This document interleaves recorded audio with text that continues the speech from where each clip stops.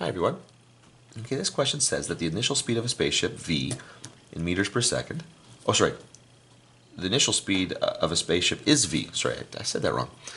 It has a constant acceleration. Okay, now that's really, we're just giving you that just in case there's any real physics type people out there that are trying to compare values here and equations.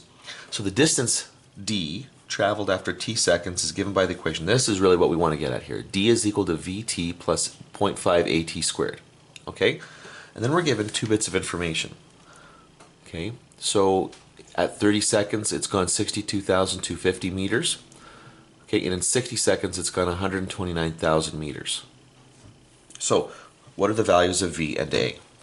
So we've got 2 bits of information here. What we need to do is substitute those bits of information in to really separate out what the variables are that we're solving for. Now we know that we're solving for v and a, that the question's asking for that, but it's not as easy to see that in the equation until you plug in 62,250 is going to equal v times 30, okay, plus 0.5 times a times 30 squared. So that's that first little bit of information that we got. Now let's multiply stuff out here. So this is going to be 62,250 will equal 30v plus, okay, well 30 squared is going to be 900 and half of that is going to be 450a. Now I can divide everything through here by, actually we can divide everything through here by 30.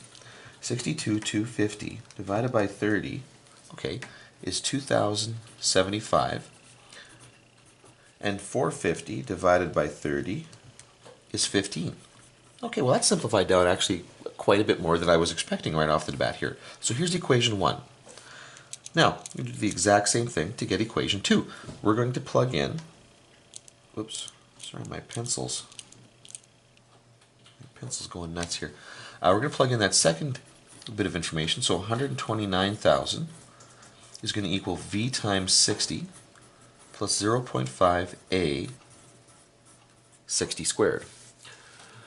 Okay, so here we go. 129,000 is going to equal 60v plus, okay, well that's 60 squared is going to be 3,600. And then we're going to divide that by 2, and that's going to get us 1,800a.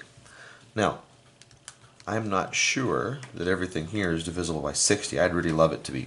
When it is. I just checked this on my calculator. The 129,000 threw me off a little bit, but this now becomes 2150 is equal to v, and 1,800 divided by 60 is 30a. Ooh, that's wonderful. So what this means is our actual system of equations that we're going to solve actually looks like this.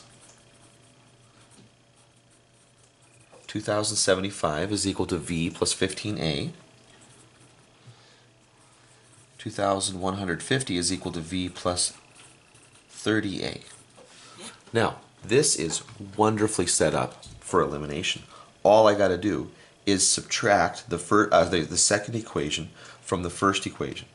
Okay, so I'm just going to do this really quickly on the calculator. Actually, I don't know why I'm doing that on the calculator because I already know what the answer is going to be, but I'm going to double check that there.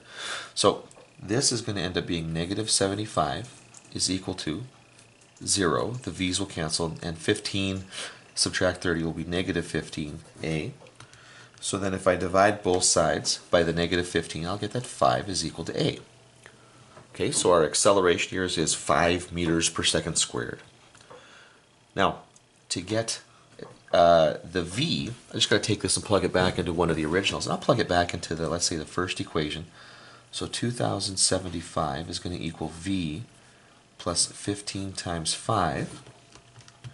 So 15 times 5 is 75, and if you subtract that, we're going to get 2,000 is equal to v. And there we go. We've solved this little system here. So velocity, okay, is going to be 2,000 meters per second, and acceleration was 5 meters per second squared. And there we go.